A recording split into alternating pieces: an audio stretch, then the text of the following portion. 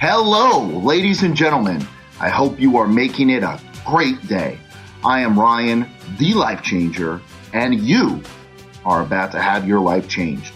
Whether you're having a bad day, a good day, or maybe you're just starting your day, my passion is to have a positive impact in your life.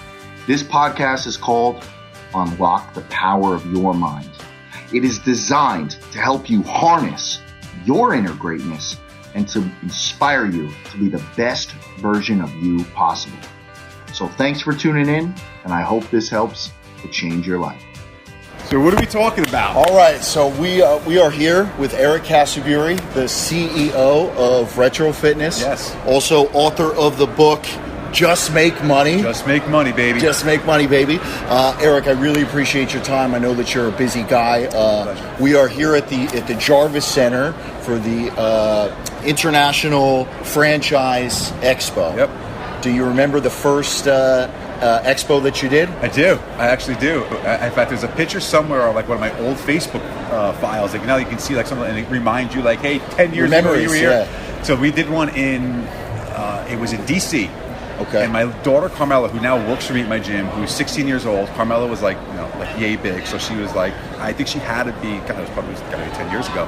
So Carmela was 6 or 7 years old, and she's in like retro garb, and I'm in my Vans sneakers, and we had these crazy bowling-looking shirts that we wore, and we had a booth that was the graphics weren't as nice and as fun and intimate as the stuff we have behind us here, and we certainly didn't have the numbers to brag about like we have now. Right. But yeah, my first trade show, I was on the floor. I was there, which is one other guy that was who's now my VP of operations, and we grinded it out. We spent the weekend. My wife was in the booth.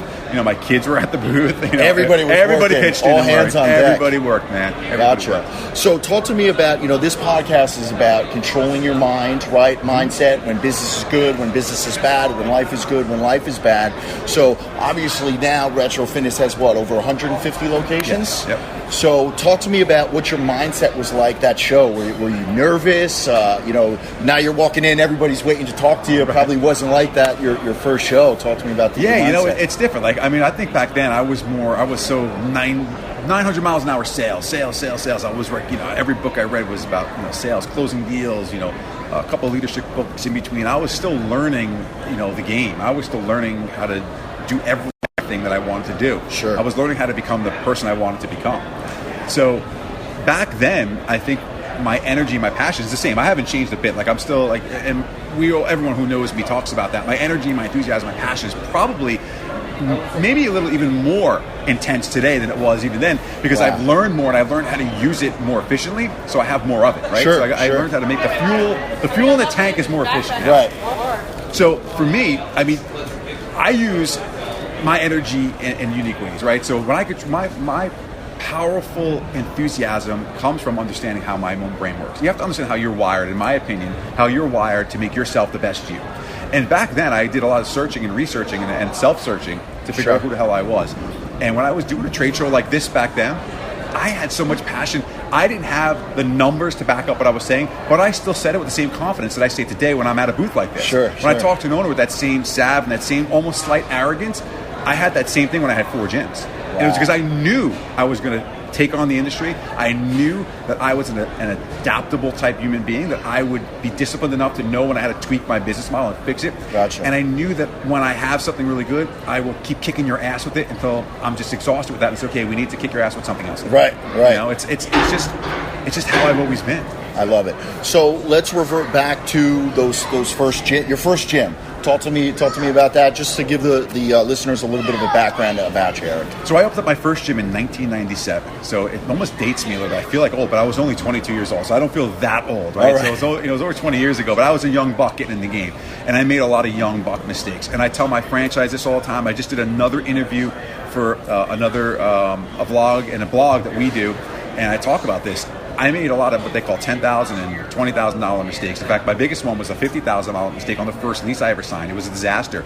I had a clause in there that one word was not there, the word unreasonably. The term that's in the lease says the landlord cannot unreasonably withhold transfer of the lease. Well, the word unreasonably wasn't placed where it should have been placed. Wow. Yeah. So it was a horrible disaster that I had to wind up bribing. I had to pay out my landlord. I had to pay him, and the number wound up being $50,000. So it was my $50,000 mistake. Wow. So he's like, well, for $50,000, we'll let you transfer this lease.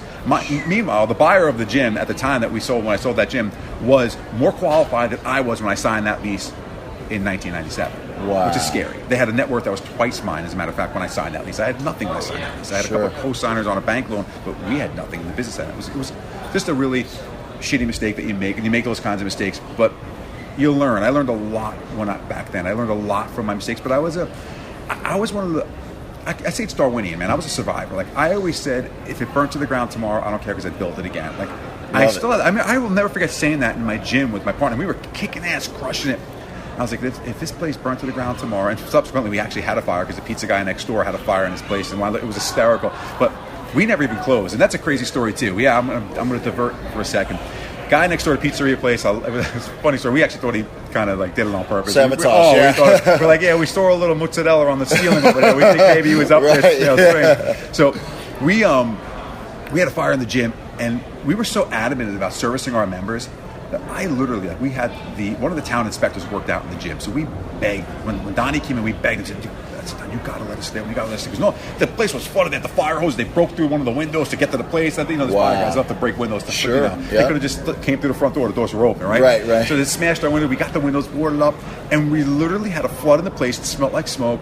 We had all the restoration companies come, they set up the fans, and we put this giant blue tarp across, like, a third of the gym. Wow. And we fucking stayed open. Like, we didn't close. Our members worked out that night. That's incredible. It was insane. It was absolutely insane. And like people were and we still talk about it. We tore walls up. Our members didn't care.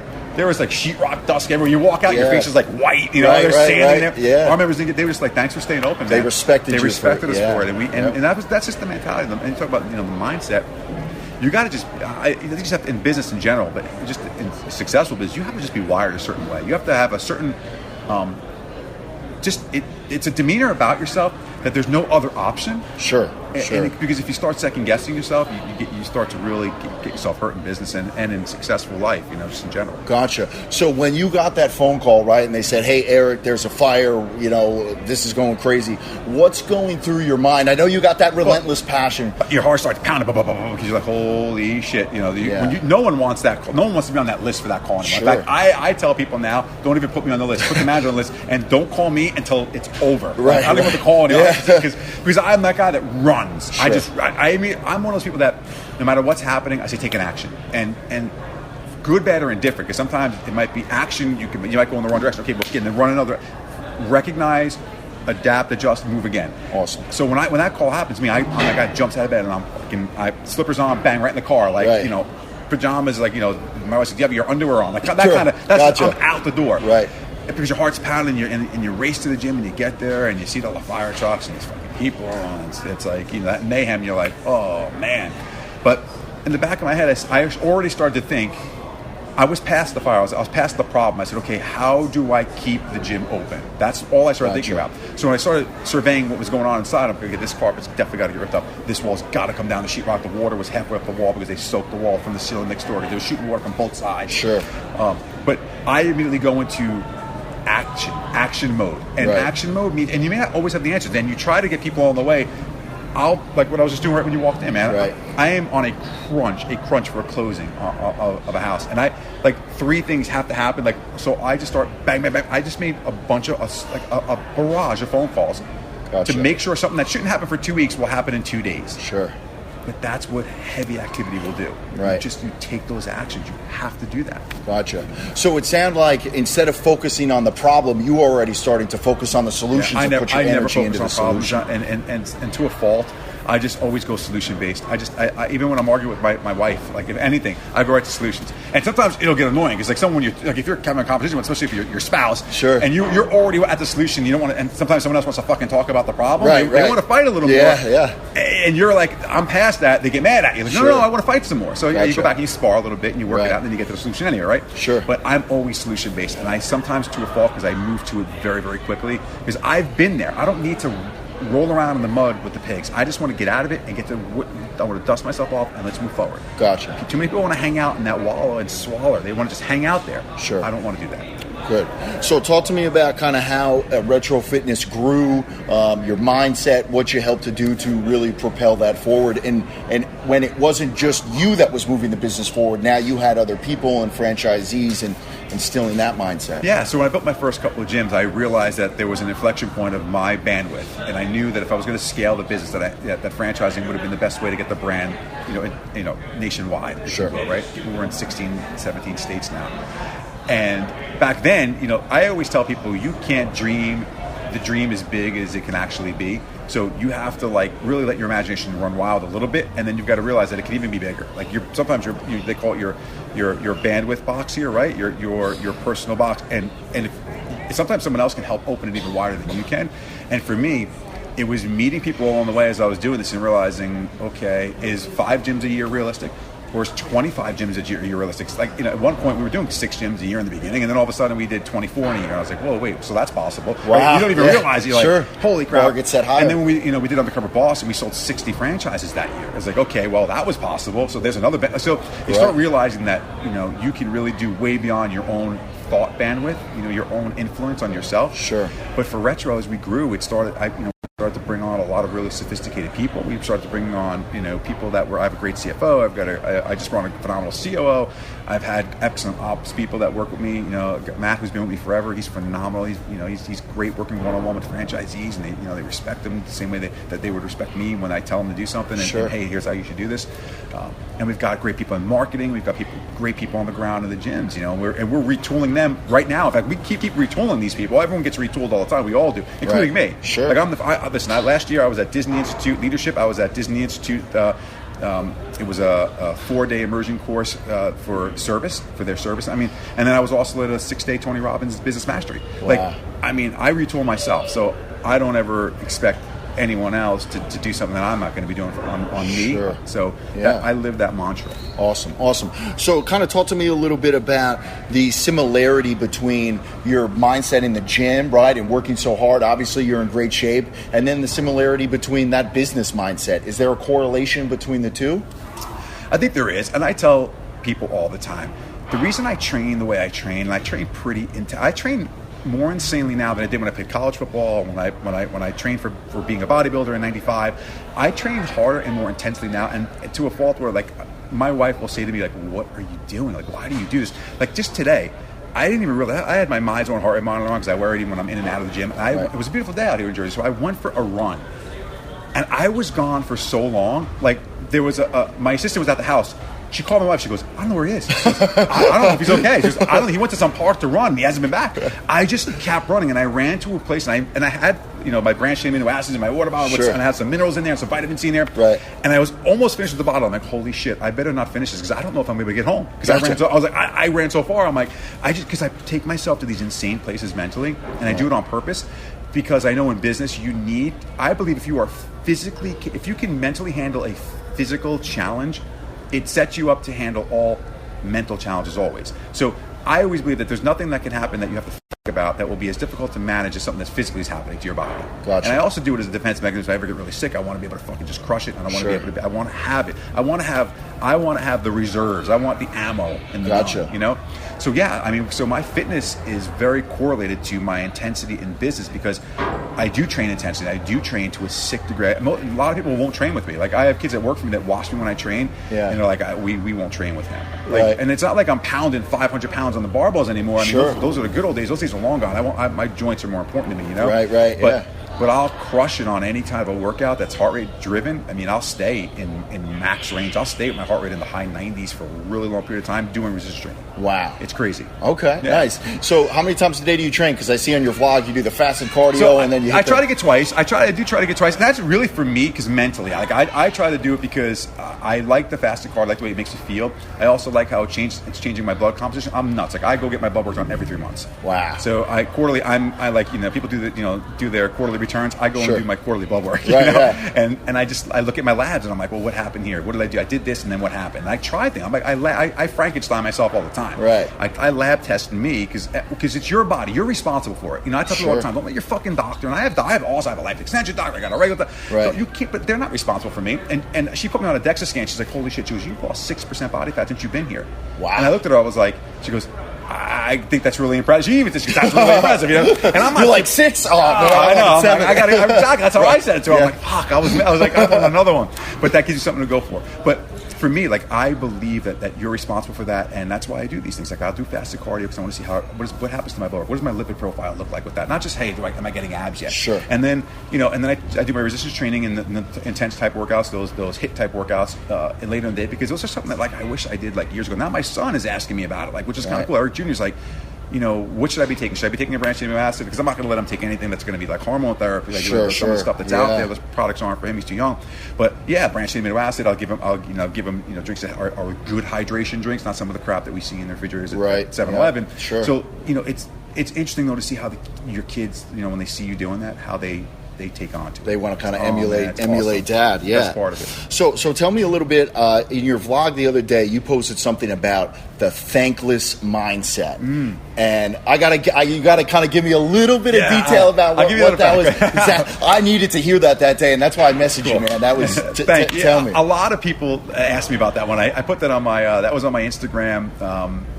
That was on the IG story. Yeah, it was on my Instagram story, right? So I was at Castaway Cay, which is it's Disney's island in the Bahamas, and I'm on my vacation with my family. And so, and listen, when you're the leader, you're the CEO or the leader of any company, you got to expect it. You can't ever put your bag down, man. Like you think you're going to put your bags down and just go check out. You're full of shit. It's not happening. You have a company. You can maybe get yourself a couple hours of just total mind clearing, and that's awesome. And I enjoy my time with my wife and my kids when we're on the beach, but everything is still happening around you, and you can't, because I always say, I don't want to come back to the fucking train wreck where it's 19 cars piled up. I'd rather hit it with the first car and then stop the other 18. Right, yeah. So what happened was I was managing an interesting set of events that was happening.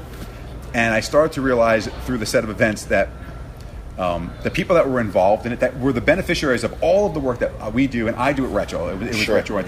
And I said to myself, I'm like, these fucking, and I get really, because I take it personal, because to me, Retro Fitness and all my businesses are extremely personal, because I spend so much of my blood, sweat, and tears in my business. Sure. And it was there was a specific, this one in particular franchisee that actually made a comment, a joking comment on social media. Now this is how psychotic I am. I troll my own social media sites. Right. So I troll my gym's pages, our corporate page, other people's pages, and I just do it because I'm always in my device, right? I'm in the elevator. If I got 5 minutes, I'm in the bathroom. Wherever I am, I'm like, okay, I can do this now. My wife and kids aren't here. I'm not going to get yelled at by anybody. Right. So I troll it, and I saw this comment that was a joking comment, and I'm like, I just agreed to go do an event at their gym just to give them some clout. Help them out. Sure.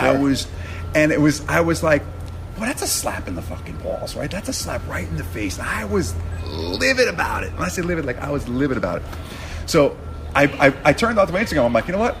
We're going to talk about this, because this is what you have to deal with when you own your business. And it's a thing, and it led to other things, right? It led to other things. It could be someone that might have listened to that and said, my kids I'm doing so much for them, and they don't understand the thank you value. Sure. But you don't realize that you still have to do it, because the thank you will come later when they're older and they can really recognize what you did for them. Like my daughter, like she gets what we've done. My son has said to me, he's like, Dad, he goes, I get it now. He's like, I understand it now. Like, even from you being nuts and having the whole gym, the basement full of gym equipment, now I understand. Now he gets it. Why you do all this stuff.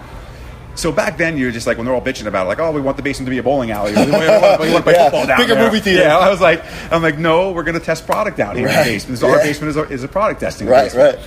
So they understand it now. And I remember Eric Jr. said to me when we moved to Florida, he's like, man, he goes, I wish I would have started figuring it out like a year sooner and hit the gym in the basement, because I didn't realize how convenient that was and how awesome it was down there. I only see it when we visit now, like Christmas, or when we come to see my father. Sure. And so, so if you go back to turn it back on the business, so getting back to the whole thankless, in business, you can't expect to be in business to someone to say, hey, hey, great job, buddy. We love you. You're the greatest. Thanks for doing that for me. And that's really, because when you're a business, you're always doing stuff for other people, especially when you're the CEO. You're the leader of the company. You're doing stuff for everyone else all the time.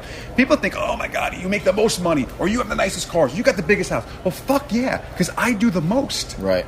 And I'll always do the most. No, I can't expect anyone who's not the owner of a company, the CEO, the top dog, the leader, to not do the most. And the most could be, I think harder and longer than you do. And that just takes away from my bandwidth that I could be doing anything else with. Sure. I tell my accountant, you should fucking write off my toilet paper. Because I think about my business when I'm on the ball. Right. I think about my business when I'm in the kitchen making lunch.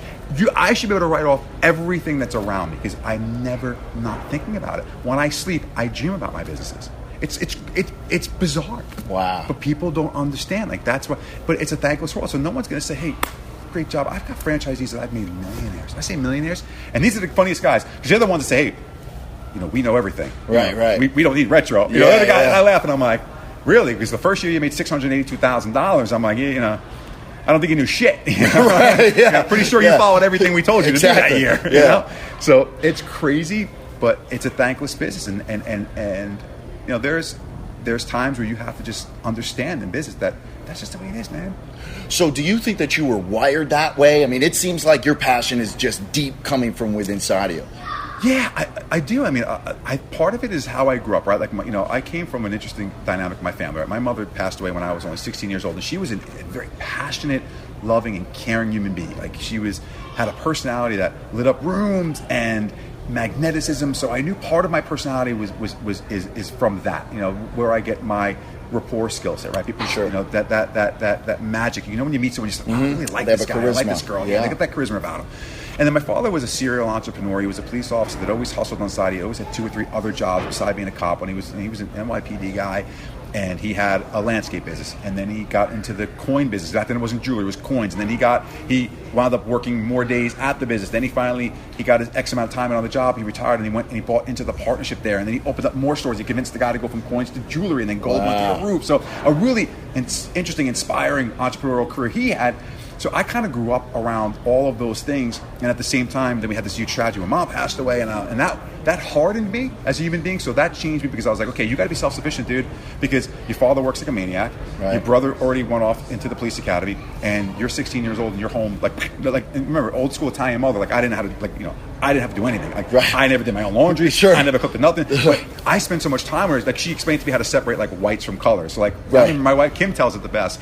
Like, she's like, yeah, I thought one of the things that was such like a great turn on for me with you was like when you like did your own laundry and you were like separating the clothes out. She's like, I thought that was amazing. Cold. This has to be washed cold and warm. And she was like that. Because I thought that was like so amazing. I was like, I'm like, well, that's kind of cool. I never thought that would come to play into my social life. Right. But I had to figure all that shit out. So I mean, like, and that's how meal planning as a bodybuilder, when I was doing that, was so easy, because like I was cooking for myself since I was fucking 16. Like, sure. I was like, okay, chicken's easy to boil, right? And pasta's easy to boil, exactly. And rice is easy to boil.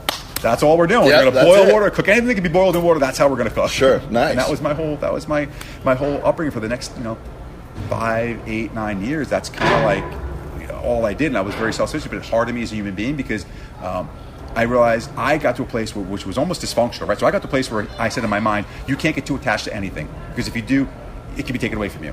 Wow. So I detached myself emotionally from lots of things, which allowed me to be fucking balls out insane, like take risks that most people wouldn't take. Sure. And at every level, at a social level, at a business level, like I did things that probably most people wouldn't, because they would think, and they would think with risk. Most people think they think with risk. Sure. I had zero thought of risk. Just all in. I was all in, because I was like, well, the closest thing I ever had is now gone. Sure. And until something else close to me happens. Now, when it changed one more time was when I got married and I had my first daughter.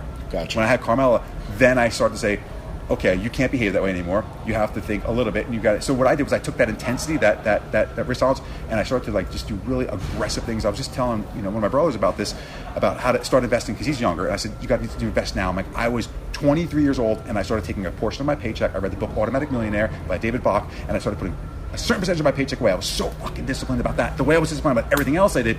And I amassed myself hundreds of thousands of dollars by doing that over the years. That I showed him the account. I said, this is the account. I started this account back then. I said, I don't even put any money into this account anymore, because I can't, because it was from one of my old LLCs that I just sold the company, but the SEP is still alive. The retirement account's still there. And look how it's growing on its own now, because the investments I put in. Yep. And I was trying to explain to him, I said, then you take that money and I would buy a piece of real estate. So I started taking all these matters, these ways that I was called, like I tell people, unique entrepreneurs and business owners, they just get blown out of a fucking mountain like a diamond. Like, it just happens, man. Like, nothing, it happens because some kind of collisions of a lot of things happen, and it makes that person unique. And there's so many of them out there, right? You've got the Gary V's of the world, right? Sure. Gary Vaynerchuk. You've got guys like Grant Cardone out there. You've got Andy Frisell. You've got all these guys that are awesome. You see them on Instagram. There's guys that we never saw on Instagram. Guys like, Steve Jobs and all those other. Sure. All those people came out of some kind of interesting dynamic, right? Right. And everyone's got their own. I have mine, right? Most people know mine because my story's been told a few times. But people listening to this, they probably have theirs. Sure. You just got to figure it out and say, hey, how did that happen to me? Instead of saying, oh, woe is me, take advantage of it. Or say, hey, this was great for me, and take advantage of that. Sure. There's a way to do it. Gotcha. You got to look at yourself and figure that out. Sure. Okay. So if you could go back and tell yourself one thing, knowing what you know now, right, before you open up your first retro, if you could give yourself one piece of advice, what would it be? Not business, but mindset. Man, I don't have a lot of regret at all. I don't think I would have changed much of anything, because all of the things that I thought I was going to regret, like missing a lot of time with my kids, so Carmel and Eric there's like a 9-year difference between Eric Jr. and then my next daughter, which is Victoria and Drew. So we have like 2 and 2, and everyone thinks like it's my second marriage. Still me and Cam. I tell them, no. I have to qualify it when I give my kids ages. Right. I'm like 16, 15, 7 and 4. And they're like, wait, what? And I'm like, no, same wife. I always qualify it. So I'm going to qualify it for your listeners at same wife. But what I did was I spent a tremendous amount of time working when Carmel and Eric were 4, 5, 6, and 7 when the ages of Drew and Tori. I spent a lot more time with them, so I've adapted my own schedule. Like one of my weekly games, you see me, I go to Victoria's, you play, and it was exciting. It was I have now realized that stuff I have to do, and it just makes my day longer, but I don't give a fuck. So back then I would just work straight through, and I would just get home at like whatever 11 or 12 p.m. from the gym, and then my day was finally over and start over in the morning. But with Carmel and Eric, how I made up for that is I started to coach Eric's baseball team. I would do strength and conditioning for his people. Carmela, I would go to every one of her volleyball games. I would leave the office, I'd go to her fucking volleyball game, and I'd just come back and I'd clock in again. Like it is nowadays with technology and the way it is, you can clock in at 9 p.m. again and just finish work. Sure. Like unless you're like working like at a true 9 to 5 job where like the bell's gonna ring and you're trading a stock. I don't know what the fuck. Even a stockbroker can trade overnight now, right? Sure.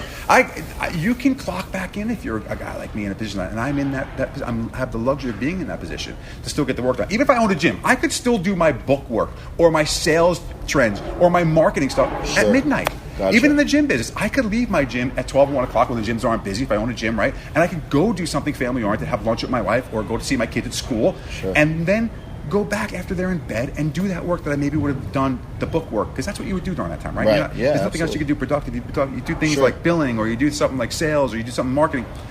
But that's how I do it. So what I do with Carmel and Eric is I spend a lot of time with them now, and I've got them to a place where I let them be part of me and retro. Like, right, so Carmela's working at the gym, and we teach her sales, she's learning, and it's me making up for that. That's what I did. So I don't have a lot of regret. I want to change a lot. I don't want to change a lot about my mindset, because my mindset is what got me there. Right. Now, I've had fucking days where I stood outside my gym squeezing my steering wheel because my original partner was a fucking psychopath, and I was like, I got to get out of this. What am I doing? Right. I've been in that really deep, dark place saying, I can't believe this is the trench I'm in right now. But I got past it. I got myself right. I said, what is the productive thing to do today so we have a better tomorrow? Gotcha.